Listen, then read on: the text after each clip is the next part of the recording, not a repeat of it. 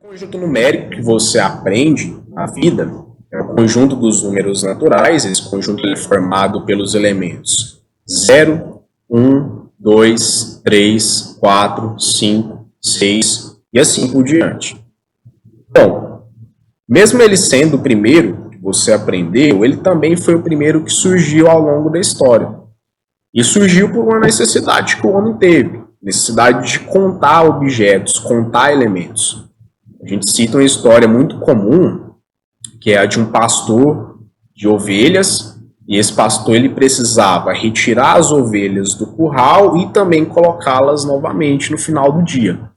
A cada ovelha que ele retirava, ele colocava uma pedrinha na bolsa e cada ovelha que voltava, ele retirava essa pedra. E o controle da quantidade de ovelhas era feito assim. Obviamente, você vai imaginar que esse método de contagem para as necessidades que nós precisamos no dia de hoje, ele se torna obsoleto. A gente não vai carregar pedra, né, ou bolsa com pedra para poder fazer contagem. Então o homem ele reconheceu isso ao longo da história e com o surgimento da escrita, consequentemente nós tivemos o surgimento ali dos números, dos numerais, dos algarismos, dos sistemas de numeração e etc. Só uma curiosidade, o zero ele surgiu depois, ele não surgiu logo que se teve a ideia do 1, do 2, do 3, ele veio surgir bem depois. E posteriormente foi feita a inclusão do zero no conjunto dos números naturais. Todo número natural admite um sucessor. O que isso significa? O zero ele tem um sucessor, que é o 1, o 1 tem um sucessor, que é o 2 tem um sucessor, que é o 3, o 3 tem um sucessor, que é o 4, e assim sucessivamente. Agora, todo número natural, com exceção do zero, admite um antecessor. O 1 ele tem um antecessor, que é o 0, o 2 tem um antecessor, que é o 1, o 3 tem um antecessor, que é o 2, e assim por diante. O 0 ele é o único número natural que não tem antecessor no conjunto dos números naturais. Eu posso citar aqui com vocês alguns subconjuntos muito importantes que merecem ser falados. O primeiro deles aqui é o conjunto dos números naturais não nulos, e é representado por esse símbolo, um N e um asterisco, uma estrelinha. Não nulo, essa palavra nulo na matemática está relacionada ao zero. Então, não nulo é você está retirando o zero. Ali você tem um subconjunto só com os que não são nulos, tá bom? 1, 2, 3, 4, 5 e assim vai. Esses dois subconjuntos aqui, conjunto dos números naturais pares e conjunto dos números naturais ímpares, a gente já tem ciência de quais números são pares e quais números são ímpares. A notação utilizada é essa aqui, o índice P vai indicar par e o índice I indica ímpar. Uma curiosidade que a gente pode mencionar aqui é que todo número par, ele sempre vai ser igual ao dobro de outro número. Sempre. Isso se ele for par. Todo número que é par, ele sempre vai ser dobro de outro. Por exemplo, o número 0, ele é o dobro de 0. O número 2 é o dobro de 1. O número 4 é o dobro de 2. O número 6 é o dobro de 3. Então, todo número par, ele é divisível por 2, logo ele é dobro de outro número. Bem? E será que tem alguma lógica para os números ímpares? Tem sim. Todo número que é ímpar, ele sempre vai ser o dobro de algum outro número menos 1. Ou mais 1. Tá? Vamos ver como é que isso funciona? O número 1, ele é o dobro de 1 menos 1. Vamos fazer essa conta aqui de cabeça, ó. Dobro de 1 menos 1. Dobro de 1 é 2, e 2 menos 1 é 1. Então, o 1 ele é ímpar, ele pode ser escrito nessa forma. Dobro de algum número menos 1. Vamos ver com o número 3? O número 3 também é ímpar, né? Então, ele tem que ser dobro de alguém menos 1. E, de fato, ele é o dobro do 2 menos o 1. Dobro de 2 é 4, menos o 1 é 3. É isso. Todo número par pode ser escrito como o dobro de algum outro número. E todo número ímpar, ele é dobro de algum outro número menos 1, tá bom? Ou mais 1, dependendo aí da situação do seu exercício. Um próximo subconjunto importante que a gente tem é o conjunto dos números primos, naturais primos. A definição de número primo na matemática é de um número que só divide por 1 e por ele mesmo. Ele só tem dois divisores, o 1 e ele mesmo. Quando você fatora o número primo, você só tem o próprio número na fatoração. O que eu quero dizer? Vou apagar aqui, ó. Suponha que a gente pegue o número 5. O número 5 ele é um número primo. Então, tá aqui o número 5, vou fazer a fatoração dele. Quando eu vou fatorar o 5, o único divisor que ele vai poder fatorar aqui é o próprio 5. E aí a gente já tem o 1 aqui como resposta. Quando isso acontece, o número ele é primo. Tudo bem? Se o número não for primo, a gente vai chamar ele de número composto. Por exemplo, o 6 ele é um número composto, o 8 é um número composto, o 10 ele é um número composto. Então a ideia de composto é um número que não é primo, e primo é um número que não é composto. É muito comum também a gente fazer a representação geométrica dos números naturais em uma reta, que é chamada de reta numerada. Como que eu faço isso? Eu pego aqui uma reta e vou estabelecer intervalos igualmente espaçados. Isso é importante. Quando você vai traçar e numerar essa reta, você tem que fazer espaços iguais. A distância do 0 até o 1 tem que ser a mesma do 1 até o 2, do 2 até o 3, do 3 até o 4 e assim por diante. Por quê? Porque tudo só tem uma unidade de distância. Então você não pode fazer, por exemplo, a distância do 1 até o 2 com um tamanho diferente da do 2 até o 3. Então sempre na reta numerada a gente obedece esse critério. Os intervalos são igualmente espaçados. Começa-se ali no 0, depois vai no 1, 2, 3, 4, 5 e assim por diante. A maneira gráfica com que a gente tem para poder indicar que o nosso conjunto ele continua na reta é essa setinha aqui. Essa seta ela indica que essa reta ela não termina aqui e continua até o infinito com os próximos números. 6, 7, 8, 9, 10 e assim vai. Vou colocar aqui como seria a representação desse conjunto na forma de diagrama de Venn. Diagrama de Venn, lembrando que a gente faz uma linha fechada e não entrelaçada. Essa linha pode ser de qualquer formato, desde que ela seja fechada e não entrelaçada. E nós colocamos geralmente aqui o símbolo do conjunto dos números naturais, que é esse n escrito dessa maneira aqui. Então, nesse conjunto, ainda todos os números naturais. 0, 1, 2, 3, 4, 5 e sucessivamente. Seguindo aqui com o nosso estudo sobre os conjuntos numéricos, o próximo conjunto que a gente vai trabalhar é o conjunto dos números inteiros. No conjunto dos números inteiros, agora a gente já tem ideia de números positivos e números negativos. E entre os positivos e negativos, a gente tem um divisor de águas, um número que, apesar de não ter valor, ele é muito importante, o número 0. O número 0, ele é um elemento neutro, ele não é positivo e também não é negativo. É um número que é o elemento neutro. À direita do 0 tem aqui os positivos, 1 positivo, 2 positivo, 3 positivo, 4 positivo, 5 positivo, e a reticências indica que esse conjunto vai para frente até o infinito. E para cá, para a esquerda, eu tenho os negativos. 1 negativo, 2 negativo, 3 negativo, 4 negativo, 5 negativo e sucessivamente. Todo número positivo tem um colega, que é o número negativo, referente a ele. Bem? Lembrando que para os números positivos é facultativo você indicar o sinal. Você pode escrever o 2 positivo dessa forma aqui, dependendo da situação. Ou então você pode escrever assim, a indicação do número positivo para sinal, ela é facultativa, mas os negativos a gente já tem que obrigatoriamente indicar o sinal. Subconjuntos importantes, conjunto dos números inteiros. O primeiro deles é o conjunto dos números inteiros não nulos, lembrando que nulo está relacionado a zero, não nulo, diferente de zero.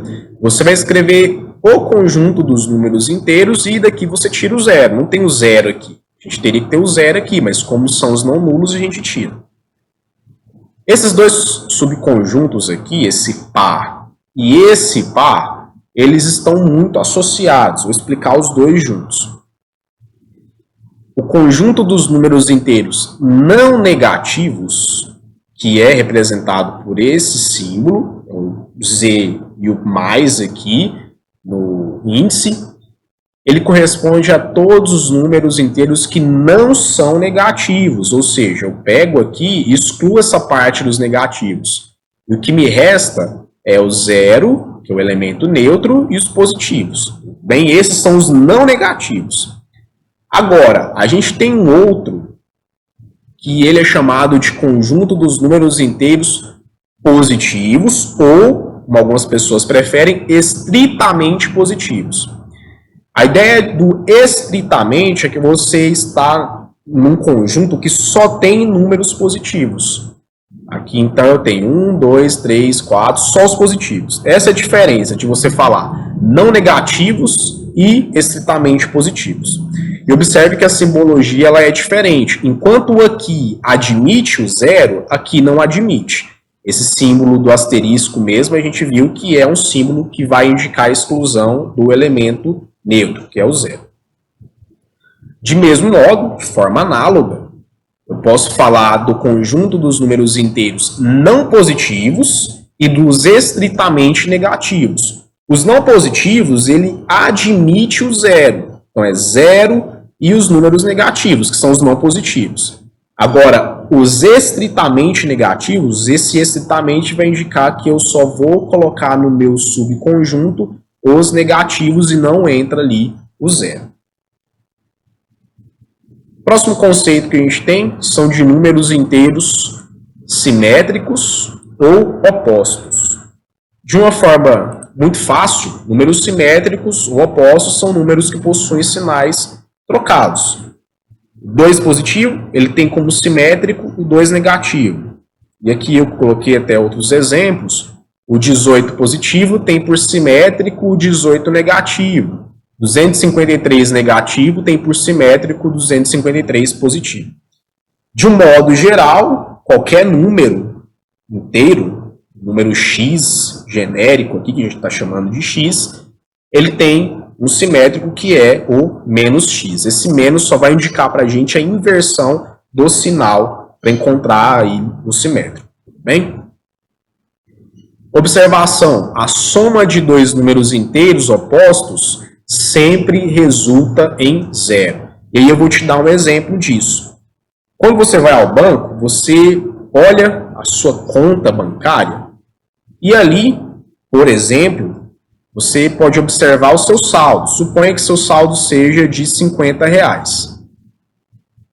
Bom, se você fizer uma retirada de R$50, a sua conta ela vai ficar zerada.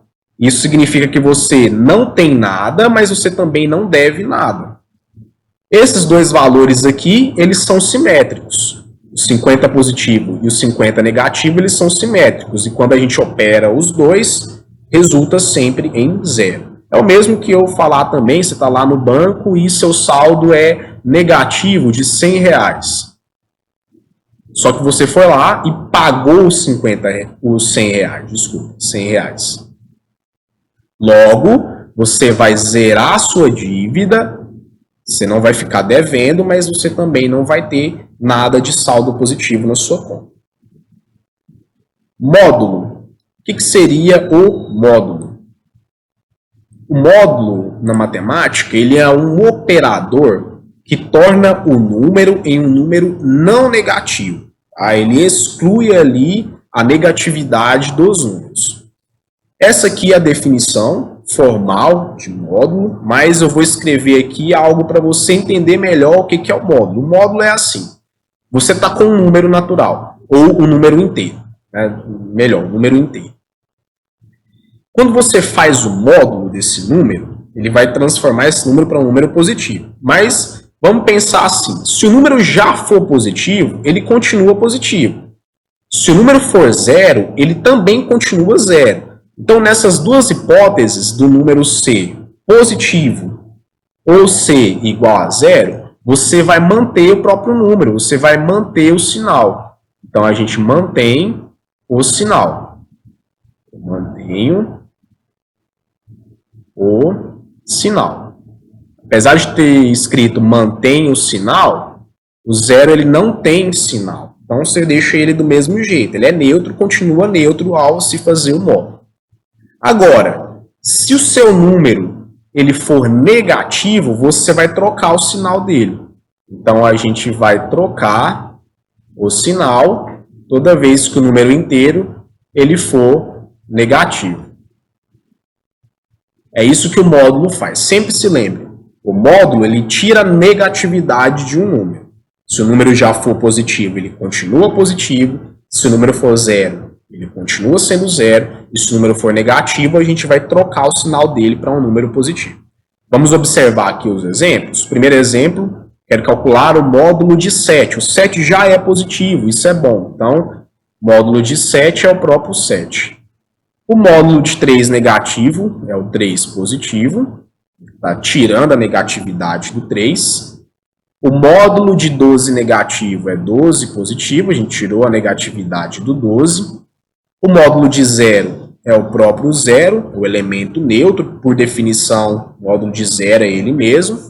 E o módulo de 63 positivo é 63.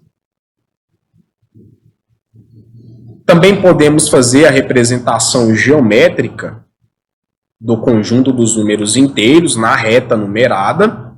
O que muda agora é que a gente não tem somente o infinito para o lado direito, a gente tem também o infinito para o lado esquerdo. É muito comum que os alunos façam uma numeração errada da reta do conjunto dos números inteiros. Então, eu vou mostrar aqui como que a gente faz essa numeração da forma correta. Você vai estabelecer quem é o zero. O zero, ele é sempre o divisor de águas, você colocou ele ali. À direita, a gente vai inserir os positivos, e à esquerda a gente insere os negativos. Como é que vai funcionar? Ó, aqui eu tenho um positivo, de cá eu tenho um negativo. Se daqui eu tenho 2 positivo, de cá eu tenho 2 negativo. Aqui eu tenho 3 positivo, e na esquerda eu tenho 3 negativo. E aqui eu tenho 4 positivo, e de cá o 4 negativo. Essas duas setinhas, tanto essa quanto essa, indicam infinitos. O infinito positivo e o infinito negativo. Bom, eu falei sobre o módulo, mas a gente pode dar uma interpretação geométrica para esse módulo. O que ele funciona, para que ele serve? Tá? Uma das aplicações. O módulo, ele sempre vai me dizer a distância do número até a origem. A origem é, no caso, o ponto zero, que é esse aqui. Quando eu estou calculando o módulo de 7, a gente viu que é o próprio 7. Se é positivo, continua positivo. O que isso significa? Quando você marcar o 7 na reta numerada, a distância dele até a origem vai ser igual a 7. 7 unidades de comprimento. A distância é uma grandeza que não pode ser negativa. A gente não trabalha com distâncias negativas. Não é igual na física, que você trabalha com posições negativas e deslocamentos negativos. É diferente. A distância ela é sempre uma grandeza não negativa, que recebe valores não negativos. Tá bom? Aí, olha aqui para a gente ver também em relação ao módulo de menos 12. O módulo de menos 12 a gente sabe que é 12. O que isso significa em termos de reta numerada? Que a distância do 12 negativo até a origem, ela vai ser de 12 unidades de comprimento. Distância é sempre um número não negativo, como vocês podem ver aqui, conforme eu escrevi. Sobre o diagrama dos números inteiros, do conjunto dos números inteiros, eu coloquei aqui dois diagramas. Você deve ter percebido aí por que eu coloquei dois diagramas. É porque o conjunto dos números naturais ele está contido no conjunto dos números inteiros. Como assim, professor?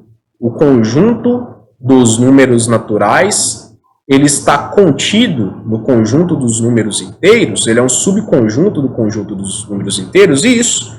Vamos voltar aqui na numeração dos elementos do conjunto dos números inteiros. E para você ver, ó, os números naturais, eles começam a partir do zero e vão para a direita. Então, todos os naturais estão dentro do conjunto dos números inteiros. Logo, o conjunto dos números naturais está contido no conjunto dos números inteiros ou é um subconjunto do conjunto dos números inteiros.